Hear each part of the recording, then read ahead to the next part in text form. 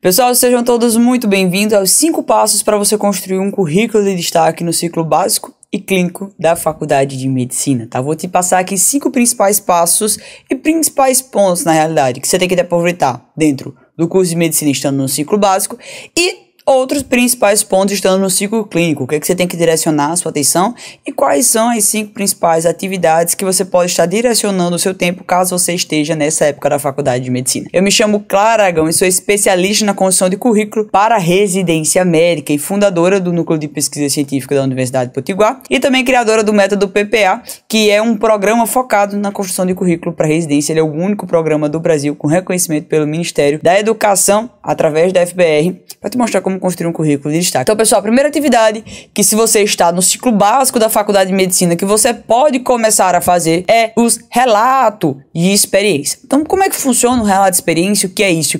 Por que eu recomendo você começar dentro do curso de Medicina, principalmente do ciclo básico, a fazer relato de experiência? Então, veja bem, você está no ciclo básico de Medicina e quer você acredite, quer você não acredite, você vai viver muitas experiências aí no seu primeiro ano. Seja como estudante de Medicina, seja você indo para uma ABS, seja numa territorialização, então você vai ter muitas histórias para contar. E quando você tem uma experiência vivida com um aprendizado, você pode unir este tipo de experiência em um artigo científico chamado Relato de Experiência, que é uma pesquisa observacional descritiva. E você pode levá-la para publicar. Claro, eu vou produzir relato de experiência de quê? Então, relato de experiência, é uma experiência vivida que trouxe aprendizado. Então, é aquela experiência que você viveu que pode contribuir para a sua área de atuação e vai descrever justamente a sua vivência profissional. Então, por exemplo, durante a pandemia, o que é que aconteceu? Tiveram surgimento de muitos aplicativos, tiveram surgimentos ali de contato com o paciente, nós tivemos surgimento de ferramentas que proporcionaram a categorização dos pacientes. Então, por exemplo, a enfermagem, ela trabalhou muito com a roda de conversas, ela trabalhou muito com essa parte de organização dos pacientes e relatos de experiência foram publicados sobre isso. Dentro do ensino, gente, todo mundo ficou distante, todo mundo ficou de casa, até mesmo se você tá no primeiro período, provavelmente você fez cursinho EAD, você fez cursinho de casa, não dá pra esquecer. E aí, justamente, quando os estudantes de medicina ficaram dentro de casa, para quem tava dentro do PPA, nós produzimos esse relato de experiência aqui, que foi um relato de experiência sobre as repercussões da educação à distância no ensino médio durante a pandemia do Covid-19, que foi um relato de experiência onde a gente conversou sobre o que, pessoal? Nós conversamos sobre as ferramentas que foram utilizadas para ensinar os médicos na época da pandemia, as ferramentas que foram utilizadas para permanecer o ensino médico com qualidade mesmo EAD. E esse foi um resumo do PPA, que ele foi, inclusive, recebeu menção honrosa em um evento nacional. E tem muita gente que fala assim, cara, mas se eu produzir um relato de experiência, não vai pontuar no ENAR, ele não vai estar ali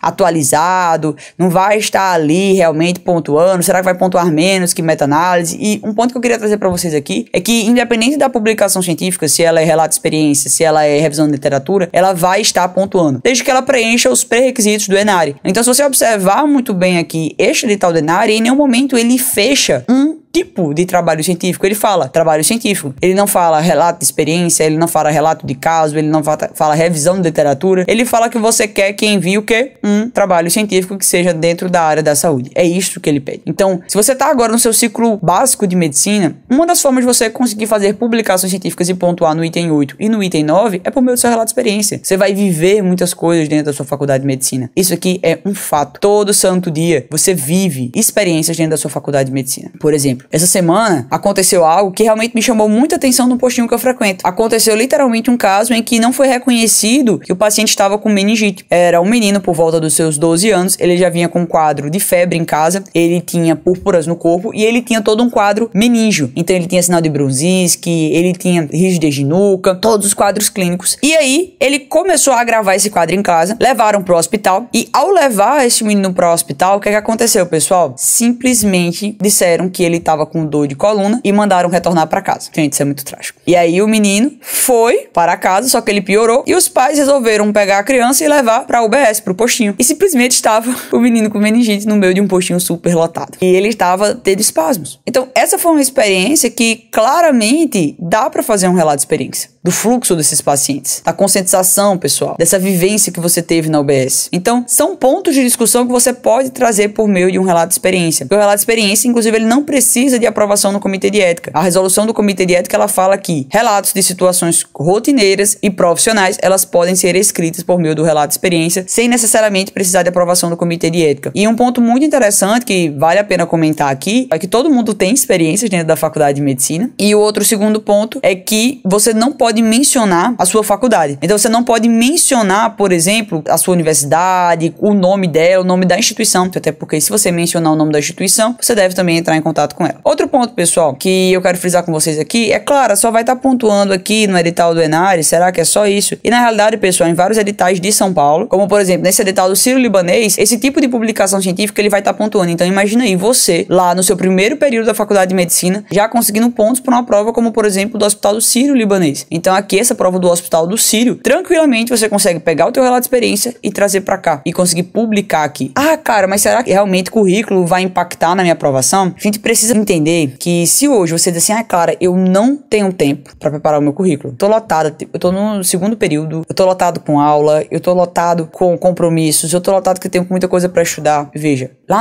na frente no seu curso, você vai estar mais ocupado. Essa é a única certeza que eu tenho para te dar. E se você não direciona tempo agora na faculdade de medicina, tenha 100% de certeza. Você está abdicando lá na frente de ter que estudar mais um ano inteiro para residência médica. Então, se você não se dedicar agora a construir seu currículo, você está postergando 1, 2 ou 3 anos a sua residência médica. Olha que esse caso que aconteceu no Hospital Sírio-Libanês. Esse aqui, dentro desse ano 2023, nós tínhamos 8 vagas para anestesiologia. E, pessoal, dentro dessas 8 vagas, eu quero que vocês vejam esse gráfico aqui. Esse aqui foram os aprovados em anestesiologia dentro do Hospital Sírio-Libanês. Nós tínhamos apenas 8 vagas. Eu quero que vocês vejam aqui essa seta aqui ao lado. Abaixo do 8º candidato, todos foram reprovados. Você vai ter aqui na primeira setinha um candidato que tirou 81 e ele ficou abaixo de quem tirou 77, de quem tirou 79. Então, claramente, esse candidato aqui, 81, ele deveria ter sido aprovado. Mas ele foi reprovado por quê? Por causa do currículo. Então, você vai tirar uma boa nota na prova, se esforçou pra caramba pra tirar uma excelente nota na prova e ser reprovado por causa do currículo. Se você observar, os candidatos acima do 79, 81 e 81, eles tiraram uma nota alta no currículo para residência, eles foram aprovados. Então, pessoal, vejam que você está na realidade hoje dedicando tempo para aquilo que realmente importa.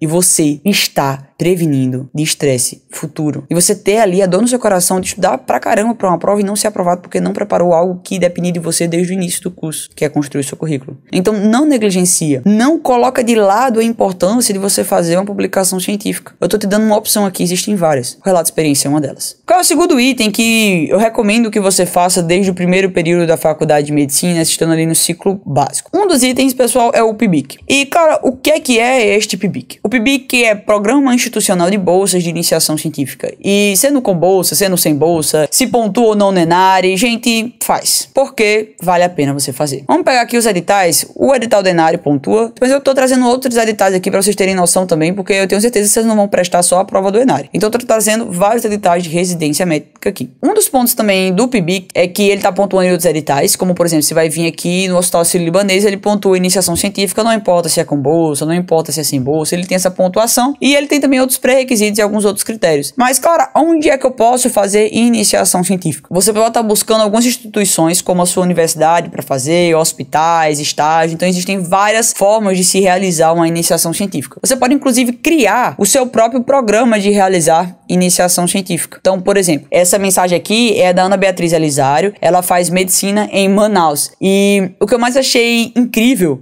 foi esse relato dela que ela me trouxe aqui. Ela entrou em um programa de iniciação científica e olha aqui o que ela me falou. Clara, desculpa ter pegar em plena sexta-feira, era 8h30 a hora que ela mandou essa mensagem. Ela botou: ano passado eu fiz minha primeira iniciação científica. A comissão faz uma premiação para os melhores projetos e apresentação e ganha uma menção honrosa e outras coisas. Daí ano passado eu não fiquei nem nos 30 primeiros, nos 65 bolsistas. E acabou de sair esse resultado e eu fiquei em 9º e ganhou menção honrosa e entrada direto na mesa dos palestrantes do Pan-Amazônico de Oncologia esse ano. E ela mostrou aqui o print da apresentação, botou PPA fez crescer demais. Então, lá no PPA, o pessoal cria sua própria iniciação científica e a Beatriz, o que é que ela fez? Ela reformulou todo o projeto da iniciação científica dela e ela conseguiu, além de estar entre os melhores lugares, receber uma menção honrosa e entrada direto na mesa dos palestrantes. Então, para quem vai fazer oncologia, isso aqui é uma oportunidade de networking incrível, certo? Com certeza esses palestrantes vão lembrar dela quando ela estiver no hospital. Então, 100% de certeza. E ela conseguiu reformular o projeto dela por meio do PPA. Fiquei super feliz no dia que ela me falou isso. Pessoal, o outro item que eu separei para vocês aqui, para estar falando foi o projeto de extensão. Claro, o que são os projetos de extensão? O projeto de extensão é lembrar que nós temos o tripé do ensino superior. Então, nós temos pesquisa, ensino e extensão. Nós temos esses três grandes tripés. E o tripé de ensino é te ensinar tudo aquilo que já está preconizado nos livros, nos padrões. Pesquisa é a geração de conhecimento novo. E extensão é aquele conhecimento que você vai estender para a população. Então, você vai levar para a população os conhecimentos da universidade ou para alguma população que você resolveu.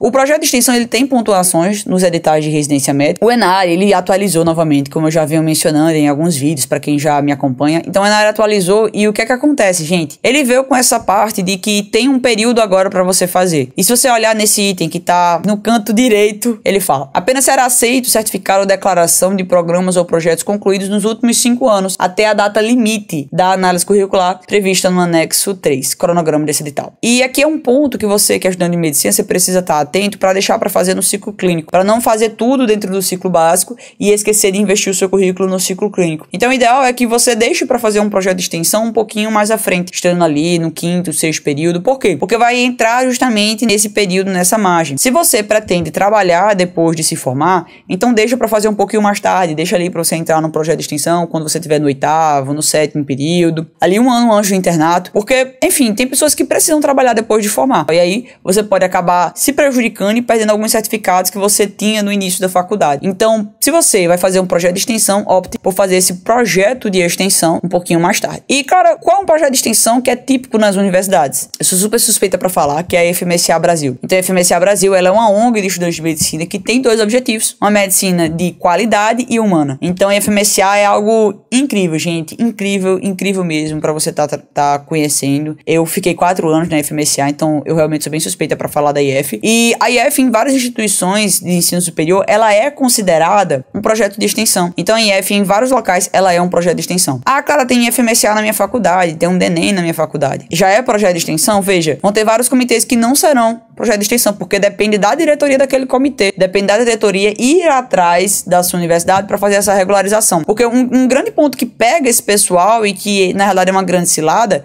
é porque acha que a IFMSA automaticamente já vai pontuar no currículo. E não é por esse caminho. O que acontece, pessoal? É preciso que você tenha toda a regularização dentro da sua faculdade. De liga acadêmica, de FMSA, de tudo isso. Porque se caso você não tenha essa regularização, aí vai acabar que não vai estar pontuando, tá? E agora eu vou falar dos estágios, pessoal. Será que estágio pontua? Será que estágio não pontua? O que é que eu quero trazer para vocês aqui, gente? Que estágio, ele não é a pontuação mais importante no currículo para residência médica. Porém, ele é uma pontuação muito legal para você atuar, para você ter vivência. Então, gente, o que é que acontece com relação ao estágio? E esse é um mito que muita gente nem acredita que possa existir, pessoal. O que acontece? Você vai ter vários editais de residência médica e grande parte desses editais pode ser que tenha, pode ser que não tenha estágio. Isso é variável, é 50-50%. Pode ter, pode não ter. O ENARE tinha essa pontuação, tirou de ano passado para cá. E o que muitas pessoas fazem? Elas acompanham um médico durante as férias e aí elas pedem uma declaração a esse médico depois disso. Pessoal, isso não é válido para pontuar na residência médica. É necessário que essa declaração que você solicitou a esse médico, ela seja da instituição e não emitida pelo médico. Este é o primeiro erro que pode acontecer na sua vida. De você emitir uma declaração. Caio acabou de me acompanhar durante o período de 30 dias, totalizando ali 60 horas, por exemplo, dentro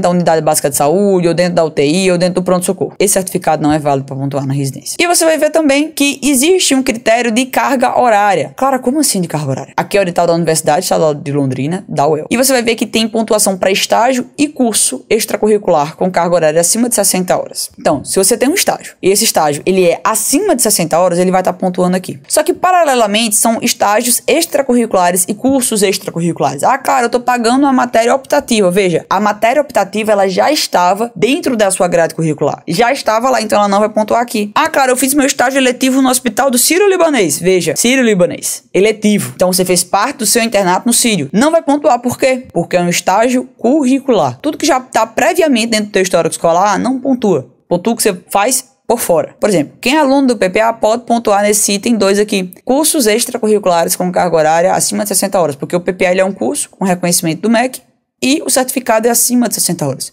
Então eles também já teriam essa pontuação no currículo para residência médica. E no edital do Hospital das Clínicas de Porto Alegre também tem a pontuação para experiências extracurriculares, então você também estaria pontuando, certo? O estágio é uma excelente forma de você se formar como médico. E muitas ligas acadêmicas, elas abrem o estágio. Então elas abrem ali para você fazer estágio na faculdade de medicina, só que geralmente, esse estágio ligado a essa liga acadêmica, ele não tem regularização.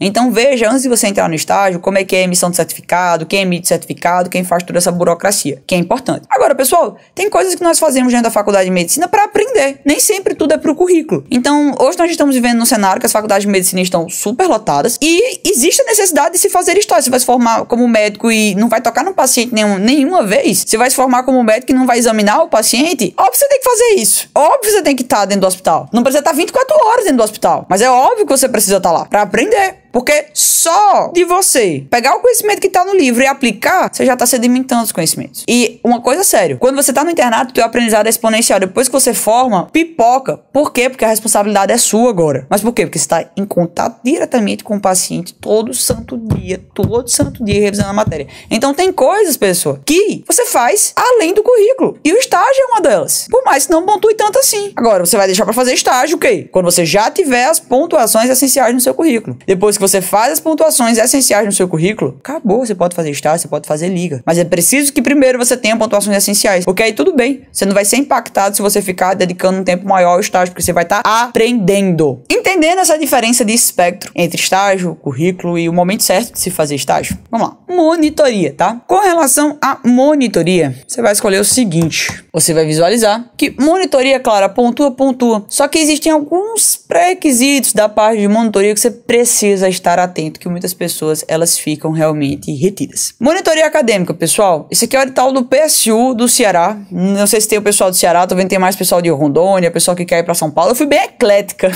Nessa aula de hoje eu trouxe edital de tudo quanto foi canto. Peguei de sul do Brasil, peguei de fora, peguei de tudo isso. Então, monitoria pontua. E o ideal é você deixar pra fazer a monitoria, gente, aí no ciclo clínico da faculdade de medicina. É uma excelente oportunidade, porque você começa a fazer networking com seus professores, você começa a ter uma oportunidade de publicação ali junto a eles, tá? Nesse edital aqui de residência médica que eu tô te mostrando do PSU do Ceará, ele tem uma pontuação se a monitoria ela for realizada consecutivamente, ou seja, 2 semestres seguidos. Caramba, minha faculdade é só um semestre. Calma. Fique calmo. Não é todo edital que pontua 2 semestres consecutivos. Eu tô te mostrando para ser específico para você aqui. É por isso que lá no PPA eu ensino os 3 destinos possíveis. 3DP. Mas a monitoria acadêmica do PSU do Ceará, ela precisa que sejam 2 semestres consecutivos. Ah, cara, fiz só um semestre aqui e fiz outro semestre aqui. Não vai estar pontuando nesse edital. E esse é um ponto que você precisa estar atento. Porque, sim, gente, currículo, realmente, ele pode te desaprovar. Tá? Eu vou te mostrar aqui. Eu quero que você veja esse resultado aqui. É a seleção de cardiologia. Nós tínhamos 14 vagas. E eu quero que você veja o candidato número 12. Ele tirou a segunda pior nota da prova. E ele foi aprovado. Por que ele foi aprovado? Por causa do currículo. Olha o candidato 14. Ele passou assim se arrastando. Por quê? Por causa do currículo. Então, gente, essa oportunidade que você tá tendo aqui agora de acordar é única. Então acorda antes, seja tarde demais. Gente, um cheiro enorme no coração de vocês. Tchau, gente. Um cheiro.